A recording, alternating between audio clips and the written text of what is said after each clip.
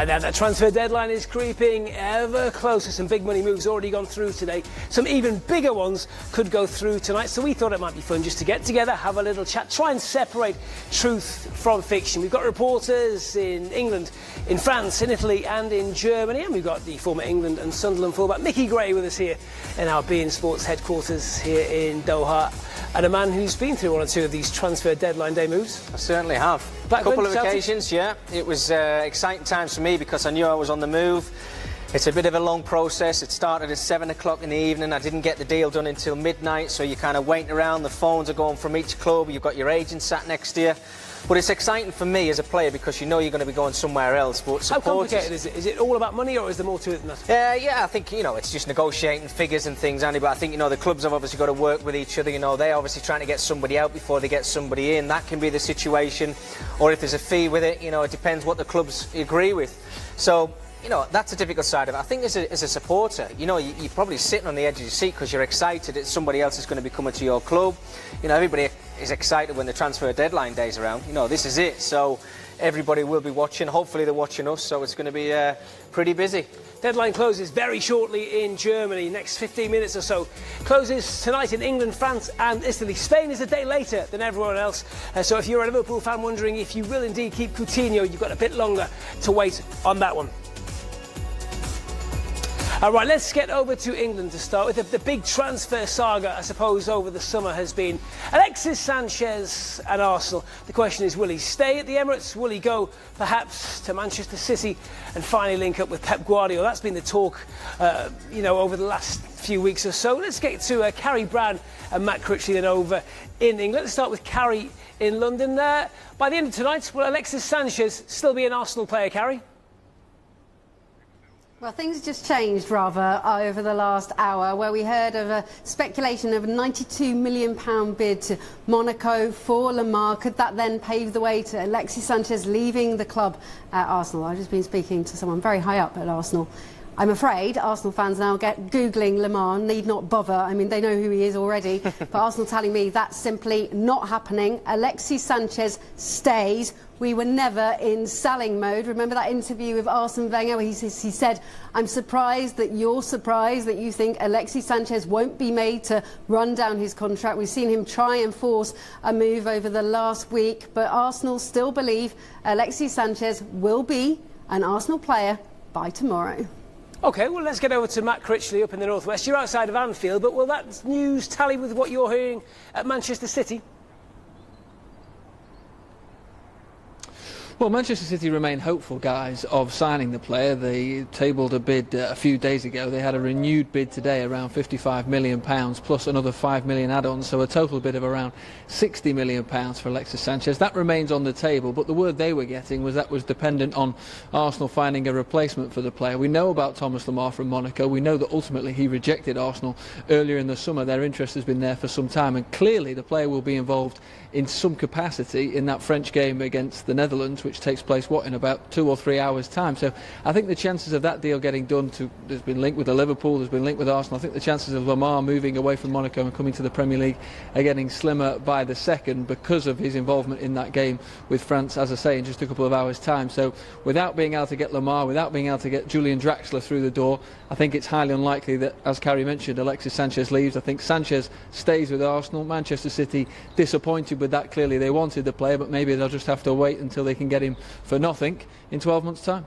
Matt, Liverpool are really stepping up to the plate. I mean, I didn't really see them as title contenders at the beginning of the season, but the players that they are bringing in now, Oxlade-Chamberlain, if they do get one or two more over the line, then we can't count them out for going all the way to win the Premier League. Mickey, I think what Jurgen Klopp is keen to do here is to add more depth to the squad ultimately at Liverpool. I think that's the issue with them competing in the Champions League once again this year, with clearly the domestic cups here and a difficult Premier League campaign once again. So I think Alex Oxlade-Chamberlain's an interesting one because I'm not convinced he will play week in, week out for Liverpool. I don't think he's a guaranteed starter despite the amount of money they've spent on the player. He wants to play in midfield. I think he'll play as part of that midfield three. But will he start week in, week out? Will he displace the likes of Emre Can, who's been sensational, I think, so far this season? Jordan Henderson, who's the captain, the main bedrock of the team almost, and Gini Wijnaldum, who's probably the most likely to drop out if Oxlade-Chamberlain does come in. But again, when Wijnaldum started in particularly good vein, played well against Arsenal at the weekend, so he'll have a fight for his place here. Oxlade-Chamberlain, Mo Salah arrived as well. I think we have to say it's unlikely that Liverpool will do any more business today. They remain interested in Thomas Lemar. I've just explained that situation. They remain interested in Virgil van Dijk, but after the saga earlier in the summer, they can't push too hard with Van Dijk, and Southampton don't want to sell the player. So Liverpool were hopeful of a bit more business after Oxlade-Chamberlain last night. The mood and the message out of them this morning was that it's unlikely they'll do anything more here. So that will leave fans, I think, reasonably satisfied. But Liverpool's key weakness, and it's been identified for a couple of seasons now, is defensively. They needed reinforcements, particularly at centre-half. If either Dejan Lovren or Joel Matip get an injury, it's only Ragnar Klavan. That's all they have as a backup, and that still remains a concern, I think, for all Liverpool supporters. We've got some interesting news coming up about Thomas Lemar and a potential move to Liverpool coming up a little later, so hold your thoughts on that. I just wonder, Mick, are Arsenal being a bit stupid here? Are they trying to hold on to Sanchez at the risk of almost cutting off their nose to spite their face here? Well, it's interesting what Carrie says. Look, I think if you've got a player who let's be honest, he doesn't want to be at the club, so he's letting his contract run down. Now, if you've got a year left on your contract, then go out early on in the transfer window, bring in the players that you want, who want to come and play for Arsenal, and say to the player, OK, if we can get 55, 60 million pounds for it, we'll let you go. Manchester City have showed their interest. You know, they've put the bids in. I think they've put another bid in now for £55 million. If I'm the player, I'm saying to the manager, look, let me go. You bring in who you want to bring in. If they common get sense as well from a business point of view. You let Sanchez go, you lose 60 million. You sell him now and you bring in a Draxler, a Lemar, etc. Yeah. You're probably balancing the books, and you've got a player who you've got for 5 years in the future, not a player you lose for free next summer. It's incredible. I mean, Arsenal's been ran a little bit shabby for me at the moment, if I'm brutally honest with you. They've got to get players into the club who want to play for the football club. If Sanchez doesn't want to be there, yes, he's a quality player. But if he doesn't want to be there, then he upsets the dressing room. The players that come into the football club, hopefully in this transfer window, they're only going to make Arsenal better, and that's what they're after right now. OK, so not much going on at Arsenal today. It would seem. Let's get back over to Carrie in London. And what about Tottenham? Any business? I was going to say White Hart Lane. I suppose it's being done at Wembley these days.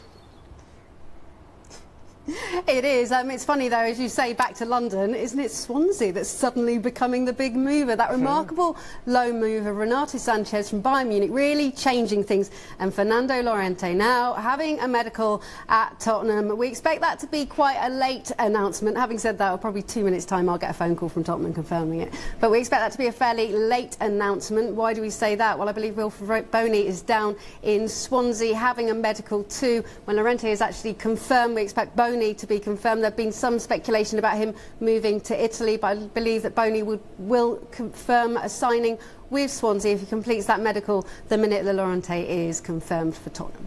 Let's just wrap up London, Carrie. What about Chelsea? Conte has been fairly adamant he needs reinforcements. Any sign of anyone arriving at Stamford Bridge?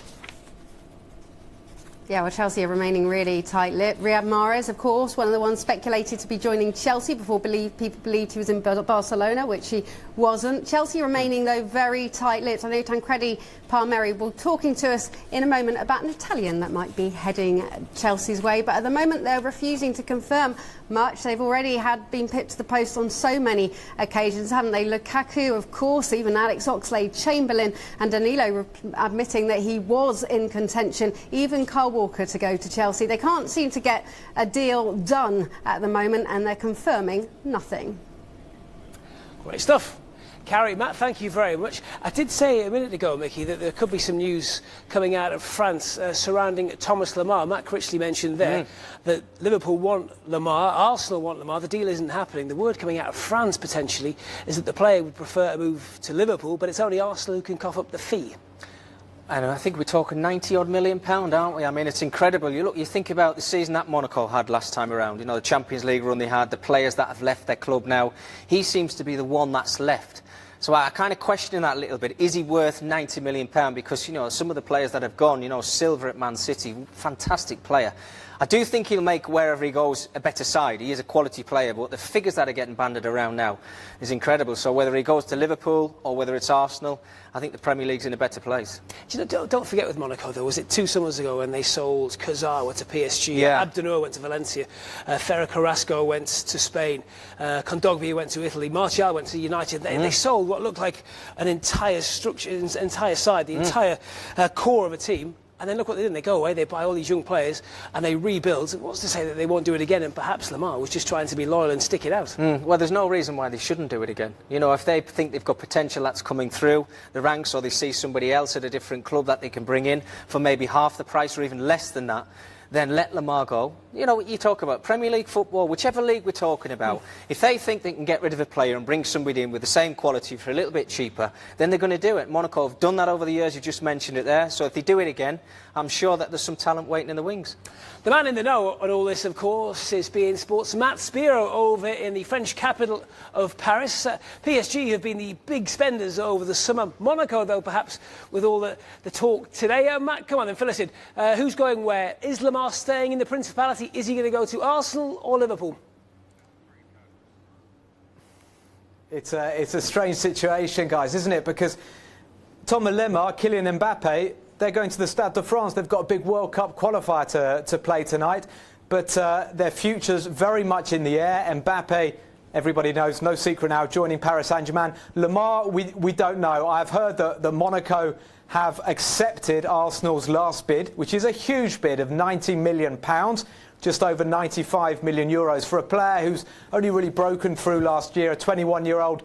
Don't get me wrong, I think he's a top player, but as of yet hasn't proven himself. He's just broken into the France team. The other bit of information that I'm hearing from a good source is that Thomas Lemar has a preference, and that preference would be Liverpool. So, you know, Liverpool have made a big bid, but not as big as Arsenal's. We're just going to have to wait and see on this one. It's obviously all going on behind the scenes. Thomas Lemar getting ready to play in a really big match tonight.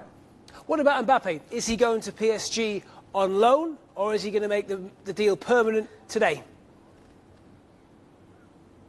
No, it's a loan deal. There were reports that PSG had ultimately agreed with Monaco to pay the money up front, 135 million euros up front with 45 million euros of bonuses. But it is what we thought initially. It's a loan deal with the option to buy on July the 1st next year. Now, what PSG want is to make sure the option is not a compulsory option, because if it is, they have to put it in their accounts for this year, and then they have to justify all this to UEFA, how they could spend this amount.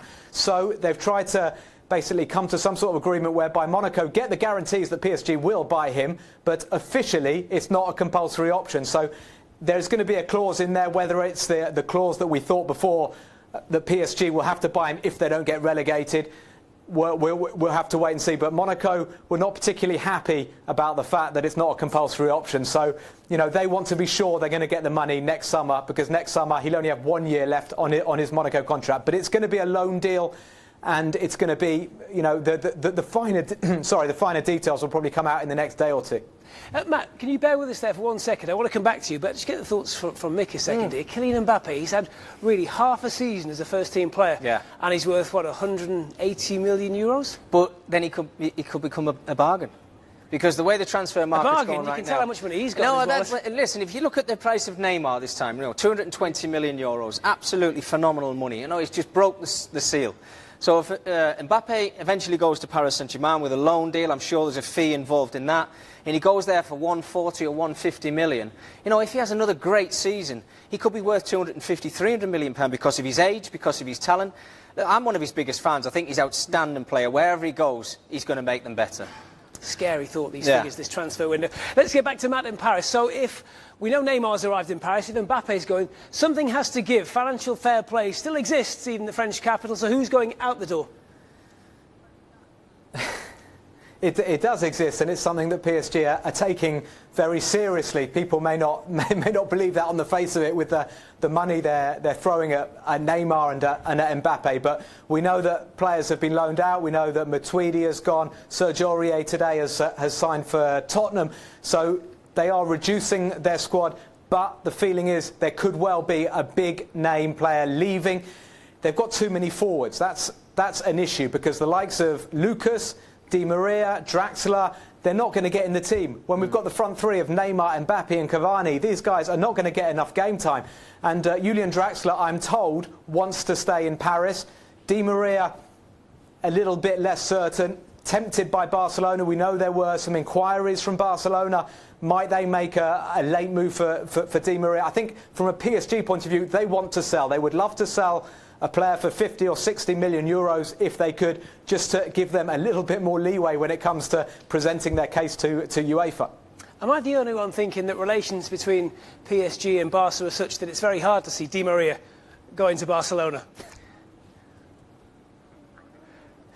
Yeah, you're probably right there. I mean, I think any sort of discussion at the moment between Barcelona and PSG would be a tense discussion. But at the same time, business is business, and Di Maria, he's still a wonderful player. He had a disappointing season last season. I know a lot of people at the club see him as the most talented player at Paris Saint-Germain. He doesn't always tick, but you know, if Barcelona are looking for somebody with that sort of ability, PSG looking, like I say, for a big check, then who knows? As far as Di Maria is concerned, he said off the record he doesn't want to go back to England. We know it was a disaster for him at Manchester United. He didn't enjoy his time there at all. Julian Draxler, on the other hand, would, if he leaves Paris Saint-Germain, be open to a move to England, and he would be a great addition for obviously a club like Arsenal. We're going to have to wait and see what happens with Sanchez in the next few hours, but Draxler, there is interest from Arsenal in Julian Draxler as well, and you know, I think if they can convince him, that would be a great signing. Very much. Thank you very much, Matt Spiro in Paris. Di Maria, Barcelona, can you see it? Former Real Madrid man? Well, it's happened before. I think Figo went to Real Madrid, didn't look he? how that worked out for him. I mean, look, it worked out for him. He's a fantastic player, Andy. Listen, it didn't work out for him at Manchester United. He probably had the wrong manager, changed his position on 5 or 6 occasions when he put him in the team. If he goes to Barcelona, you know, he's a great player. He's going to love it. He knows the country. He knows the league. And does he make them better? I think Barcelona at the minute are probably looking for some more talent. Silly of me to say that, really, when you think about their forward line. But you know, he's a fantastic player, and he only make the squad better. What about the other one that Matt mentioned there, Julian Draxler? Potential move to Arsenal. He said the player would rather stay in Paris.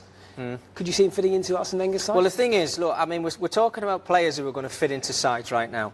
And if something is going to happen with Sanchez, I think Arsenal have got to get players in before they let him go. Because if they don't do that, then their squad's going to be depleted anyway. Oxlade-Chamberlain's left, and I don't think their starting 11 is really strong enough to push them to try and get into the top 4. We probably thought that at the beginning of the season. But somebody like Draxler, you know, it bums on the edge of the seat, if you like. He will make them better. It must be a difficult time to be an Arsenal fan. Matt Spiro telling us there, Thomas Lemar doesn't really want to go to the Emirates. Yeah. He prefers Liverpool. We've seen Ox make his way out to go to Chelsea to go to Liverpool, I beg your pardon, this week. It seems as if the Emirates isn't really a happy place. It's interesting to hear that, isn't it? You know, we're talking about a fantastic football club and players are turning it down. For one reason or other, whether they think the manager's going to be leaving in this season or they just don't want to go and play under that pressure that Arsenal find themselves in right now. They want to go to Liverpool, the exciting football they're playing right now, and probably they want to go to Manchester United and Manchester City before they even go to Arsenal. So something has to change. Would you still go there now? Absolutely. I think some of the football that Arsenal play on the eye, you switch the TV on, excellent. They had a bad week against Liverpool last week, but it's not going to happen every single week. They are a great side. They've just got to find that formula when things aren't going well for them to get over the finishing line, which they can't do at the minute. Right, next up, Italy. Tancredi Palmieri, the man in the know there for us. Tancredi, what's happening in Italy today? It's a slightly different situation, the way deals are done. Oh, the biggest one we heard today, Paulo Dybala, potentially on his way. Indeed, buongiorno from Milano. First of all, a bit of a context. As you can see, as usual, the only place in Europe that is actually prepared for the deadline for the negotiation is here behind this hotel in Milan, in the center of Milan. You can read the Calcio Mercato 2017 on the columns. But it wasn't happening here, though. The big thing of this last day, that bid from Barcelona, that offer, that phone call, probably even some mails to Juventus that was offering to them a total figure of 160 million of euros for Paulo Dybala, 115 million of euros cash plus 45 million of euros add-ons. But honestly, it was just utopistic from Barcelona to think that Juventus would offload their star exactly on the deadline day with no time then to recover to such a sale. It didn't happen in this headquarters, in these rooms. It was in the Juventus ones, although here inside all the clubs from Serie A, from Serie B, they have their own box and their own room to do negotiation. Back to you guys, because I don't have any more at the moment the audio from the studio.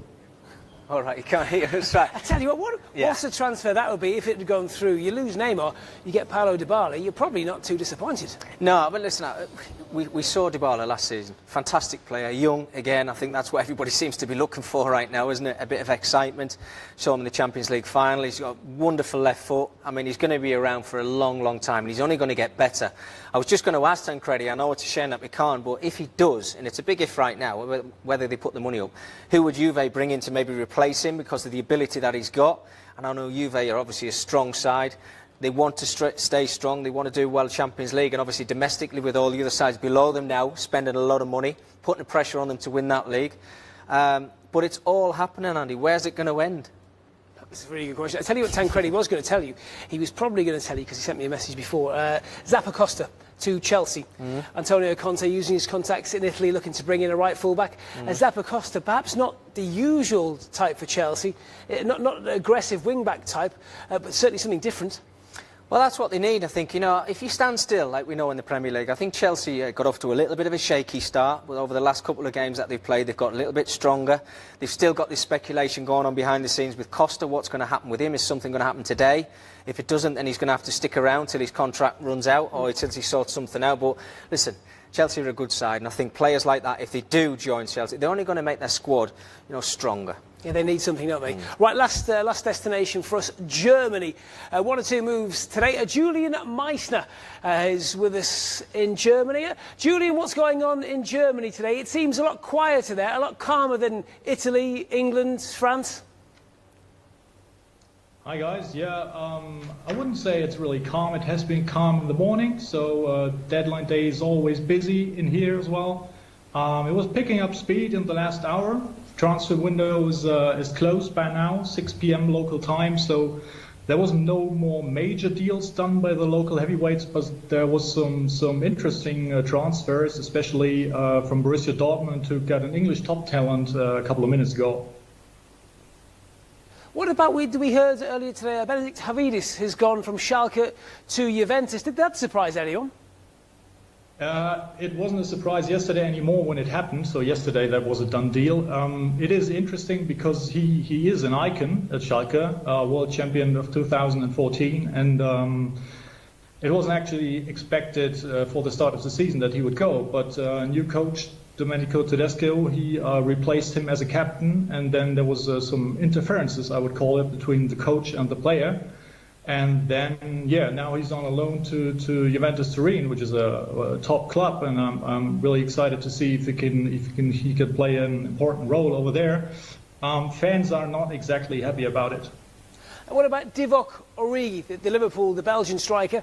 He's on his way to Wolfsburg on a season-long loan, we're hearing. Yeah, he's coming for 1 year from Liverpool.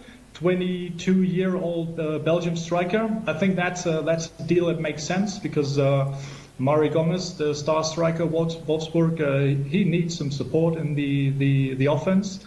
And Origi, he's only 22, but he's actually quite experienced, having more than 100 first league games in England and France. Can play in the center, can play on both sides. So I think that's a deal that makes sense because he didn't have that much match time at Liverpool, and I think it's a good deal. Julian Meissner in Munich, thank you very much. They're so much more efficient, the Germans. Everything's done and dusted. They don't go down to the deadline like everyone else.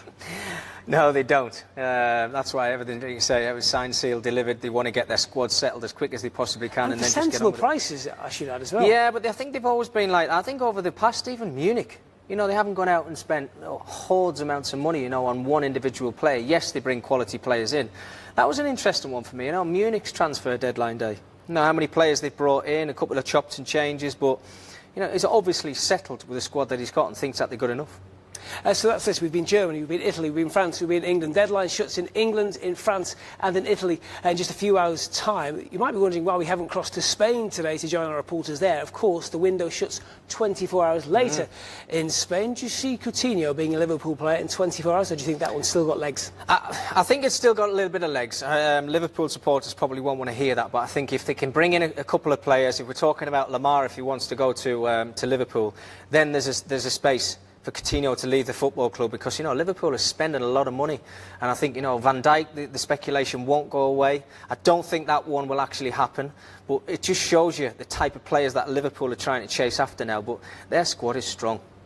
Mick, we're just about out of time, but thank you very much for tonight. I hope you've enjoyed this little news extra we've given you here on Facebook Live. If you're watching us in the MENA region, all the conclusive details, all the final deals, etc. tomorrow night, beIN Sports News, 1800 Mecca time. We'll see you then, but for now, it's good night. Enjoy the rest of Transfer Deadline Day.